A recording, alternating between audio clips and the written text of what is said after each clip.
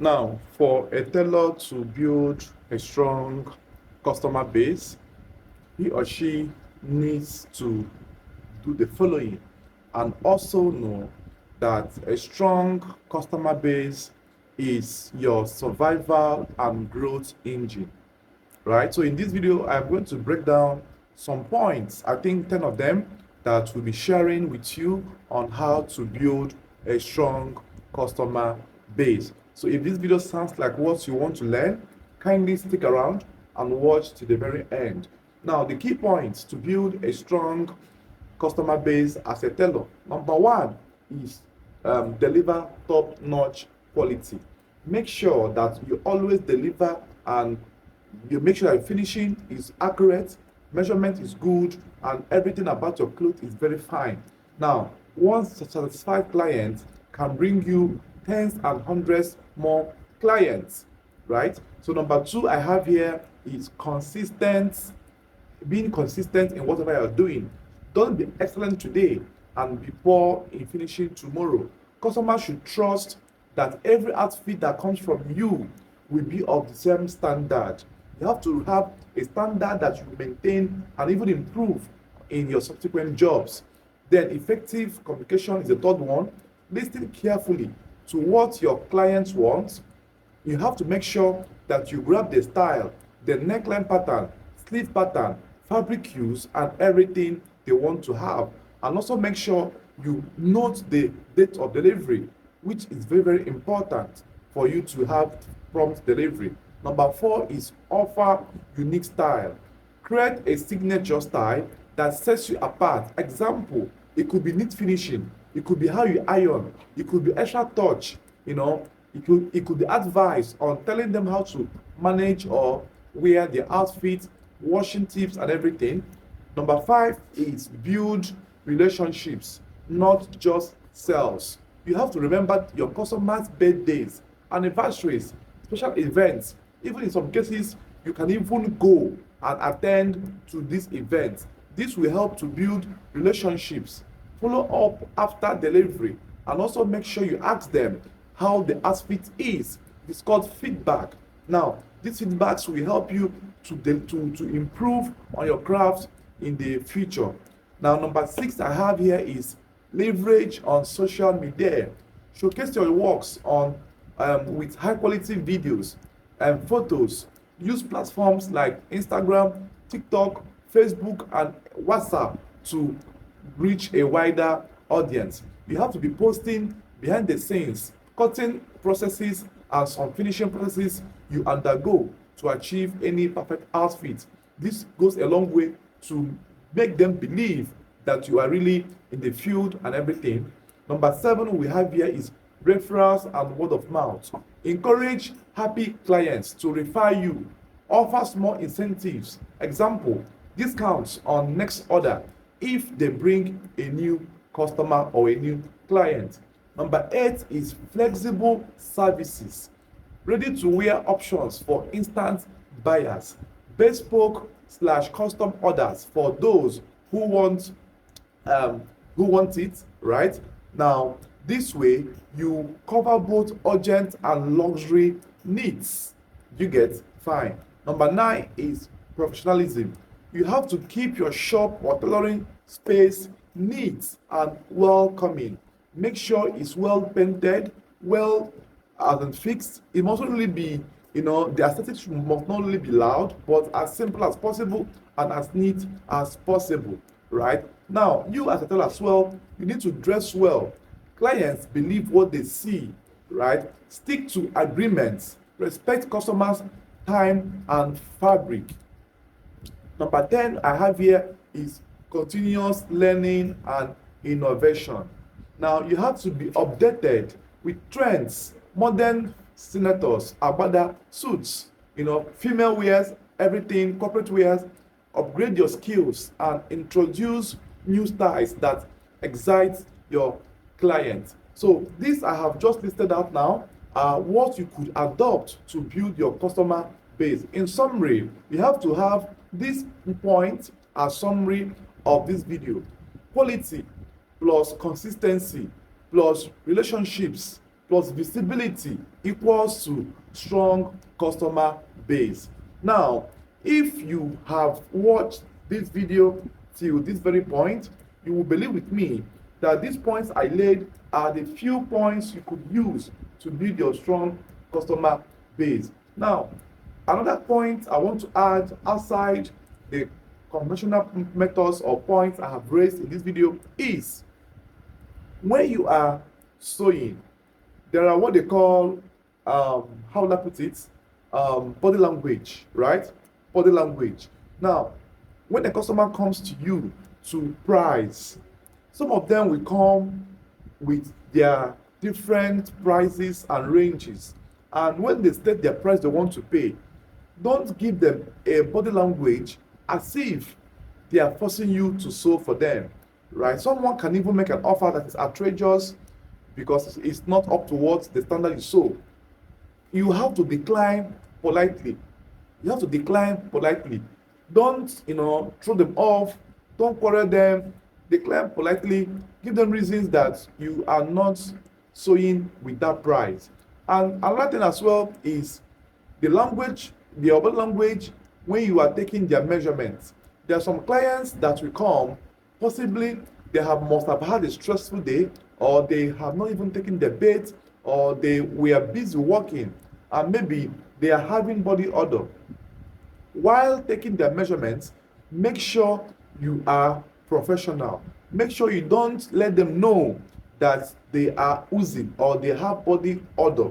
This is part of the reasons most customers might decline coming to you, even without you knowing. Your body language when they come goes a long way to tell them your personality behind the camera or in your hidden place. Now, as you a tailor, you should know that you will have to meet different caliber of people, both the good, the bad, and the ugly. Now, when you maintain a strict and a straight body language, you will not offend anyone. So even you as a tailor should also be smelling nice.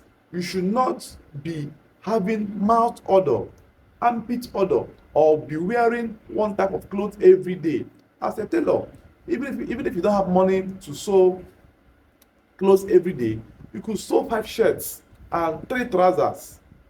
Sew 5 shirts and 3 trousers. Now, you could wear one trouser twice, but you never use the repeat shirt twice. Now, the reason I'm saying this is because in most cases, you might go to work on Monday and you wore a black trouser. You could put on a vintage shirt that complements the black trouser. Of course, black trouser complements almost every color, right? Now, the next day, you could change your shirt, but maintain the trouser you have worn yesterday, and make sure that you don't also engage yourself in dirty environments like dust all over your body, So, but make sure that you don't retain the same shirt you have worn on Monday to work again on Tuesday. As far as you are taking a public transport to your office or you are trekking to a reasonable distance, don't repeat the same outfit you wore today on Monday, because this outfit or the weather has a way of putting on stain or smell on your body that you might not know, and that stain will not cling to your body, and people will not, once you come, they would know that this guy has entered, because this smell is particular to your body odor, right? So make sure you use body roll-on and perfume to freshen up your body. Anytime you take a bath, rub roll-on on your armpit. Even if you don't have perfume, if you apply the body roll-on alone, it will go a long way to hold your body system to be smooth and cool and fresh until you return for the day. So, and also make sure you brush regularly. Now, most tailors brush once a day, which is not proper.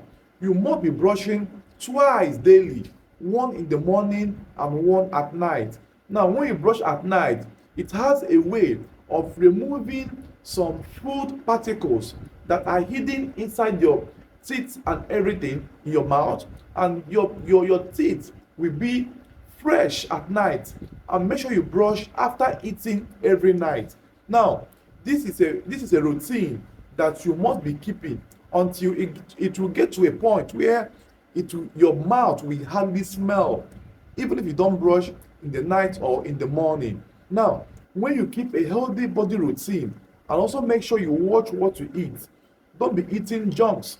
Anything you see in your mouth, don't be taking spirits, don't be taking alcohol.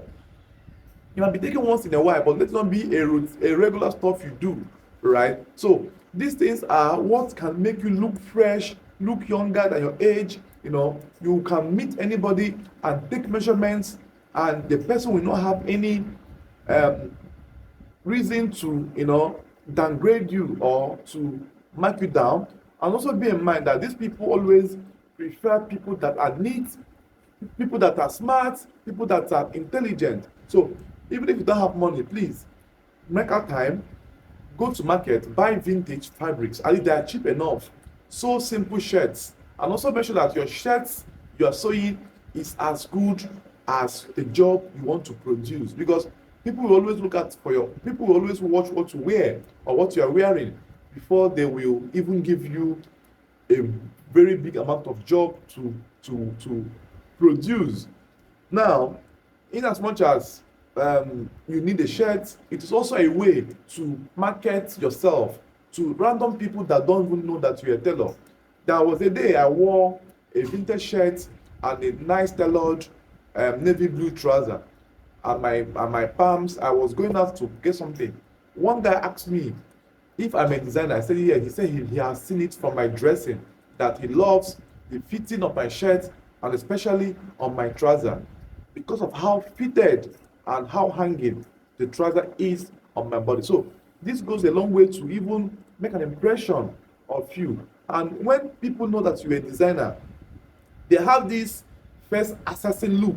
They weigh you from head to toe to check what you're putting on. And if what you're putting on is not encouraging, they will not patronize you, right? So make sure you master how to tailor for yourself perfectly. Make sure you sew for yourself and wear it often. It's an advert for your brand, for yourself, and for you to even drag more customers. So if you put into this into consideration, you will see yourself having clients from different angles, especially using social media, post on reels, post on stories. Don't bother if your friends on Facebook are following you or they are patronizing you. Don't bother about them. Your friends on Facebook might not patronize you. Those that will patronize you are those that stumble upon your profile, those that are in search of designers in the locality or in anywhere you are, and you see them coming to inbox. And when you make a post of your jobs, don't be discouraged by the number of likes, comments, or reactions you get on your posts. Rather, be watching your inbox messages, especially your spam folder on Facebook, if you're posting on Facebook, because the spam folder has a way of withholding some messages before it appears on your main inbox on Facebook. So I check mine twice a day, in the morning and every night, to make sure I don't miss any pending messages. So I will leave you guys for here, and I pray you pick up this information I have dropped in this video to make do with it, to improve yourself, to build your brand, and to make sure you are growing every day. Thanks for watching, guys. See you in the next one. Bye bye for now.